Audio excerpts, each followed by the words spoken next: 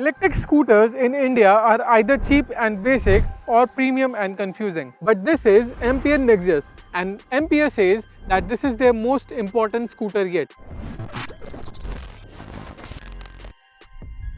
At the first glance, the Nexus looks mature and not flashy. So let's talk about the front design first. And overall, if you look at the scooter, it looks very clean, mature, and you can see some of the sharp elements all around. And starting from the top, you have the DRL LED light, and the Ampere logo is also backlit. And as we move down, it's very smooth and sharp and looks very mature and clean to me. So you have enclosed indicators on both the sides, which looks very neat and clean. Overall, in terms of side profile and the proportions, it looks very well balanced. And let's talk about the wheelbase first. It's 1319 mm, which is more than the Ather Rizta as well. And then you have 170 mm of ground clearance, again the class leading ground clearance with the scooter. You have 235 mm of space on the footboard, which is again good space with flat footboard. Coming to the seat, this is 712 mm long and wide enough, which assures comfort. Now talking about the side profile, you have the Nexus badging here. You have the clean looking footrest, which also looks sturdy to me. And then you have some design elements here, gives a cool look to the scooter. At the rear, they have managed to keep things look very simple and clean. Starting with the grab handles, you have good sturdy grab handles all around the scooter. Then you have these clean tail lights. Then you have the Ampere badging here, you have another badging on here. You have the indicators on both the sides. So adding to the looks, these vents are actually used for the air ventilation, which you can see you have space inside. So there must be some intake point on the front to keep the battery cool. Now let's talk about the front and the rear wheel. You get 12-inch alloy wheel on both front and rear. You also have 90-90-12 profile tires for both front and back again. Now coming down, you also have this hook to keep your things. This holds up to the weight of 3 kgs. Then moving down, you have the charging port on here. Again, you can charge the scooter in just about 3 hours fully from 0 to 100, and this cap looks little flimsy again to me. So you also have a pocket here along with the USB charging socket right here, so you can keep your phone here while charging it. But just to show you how deep the pocket is, I will just keep these phones here. So there goes one, then goes second, then goes third, and this is the max version of the iPhone Pro Max, and this is the fourth phone. You still have space to fit in few more phones here. So now let's talk about the boot space. I think this is the most critical part of any scooter. So we'll just release the boot from here, and you get close to 24 liters of boot space here. So this is the charger's box, and this is how the space here is. You have some design elements here, you have some design elements here. So let's start with the buttons on the handle. You can see the design is very plush fitting, black design, very neatly packed in. You have these left indicator and right indicator button. Then you have the horn here. You have the reverse mode here. You just press the reverse mode, it goes into reverse, and you just navigate the scooter right in the spaces. Then you have the hazard lights here. You have the high beam and low beam lights here. You have the home button here for the screen. Moving on to this side, you have the right indicator here. Then you have the mode button here. You have the start stop button here. You have these navigation keys, which I will just show you how to navigate the screen using these keys. The screen looks very neat. You can see the battery levels here. You can see the kilometers here. If I change the mode, it will change the reading as per the mode as well. And then you have the odometer reading here. You have the speed limit, speedometer here, and you have this dark mode. Then it also has a light mode. Then you have the RPM here.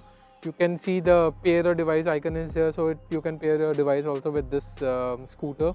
You have the park indication here. You have the settings. You have the display settings of modes and auto blinker cutoff and all those things here.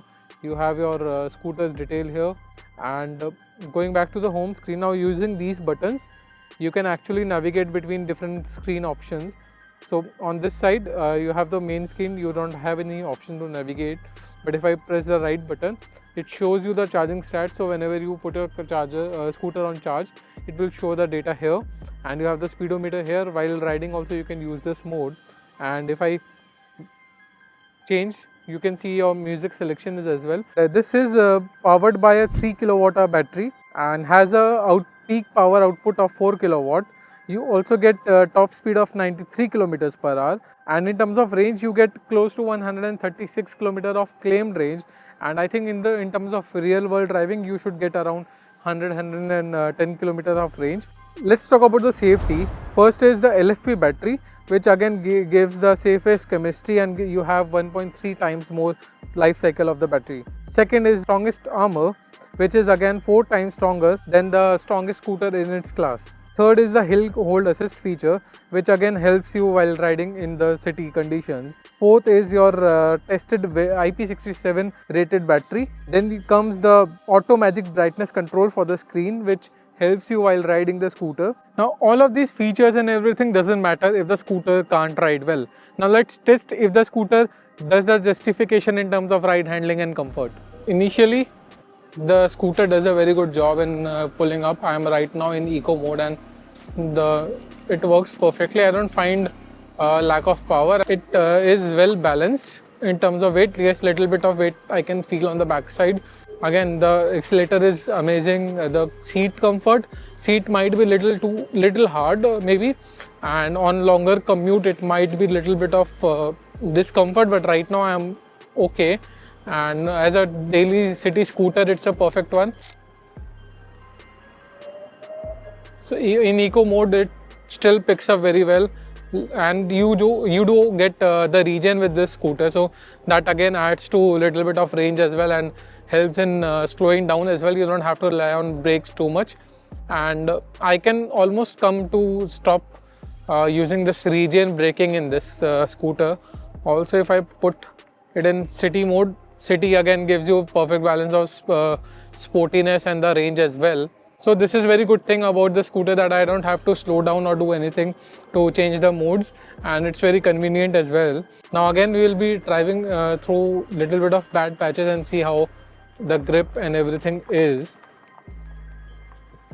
In terms of ground clearance, you don't have to worry about the scooter. You have ample 170 mm of ground clearance, which is good. Fantastic, I think I would say, for any of the conditions. So on this scooter you can actually feel the whining sound of the motor, which is I think common in most of the EV scooters. That's what the characteristic of these EV scooters are. The ride quality can be refined a little bit, but still it's okay, not that bad. And let's see how it works on the speed breaker. So I tried to do it at around 10 km per hour and it does it very comfortably. Now let's talk about the most crucial part of the scooter, the pricing. This is the Nexus ST scooter, which is the top model and which is priced at around 1,30,000 rupees ex-showroom. And the other scooter, which is the EX scooter, which is priced at around 120. Now let's be honest, Nexus Ampere is not just the only scooter in the segment. You also have the likes of TVS iQube, you have the Orbiter, you have the Chetak, you also have the e-Activa. Now the big question is why you should consider the Ampere Nexus. Well, if you want a no-nonsense scooter, you have this. If you are looking for daily uses for city commuting, again this is a perfect scooter. And if you are also looking at the comfort, ease and reliability, not just the top speed, this is the scooter you should look at. If this video has helped you, hit like and subscribe to our channel for more such insights from the world of EVs. Now the question for you, would you go for this scooter? Let me know in comments.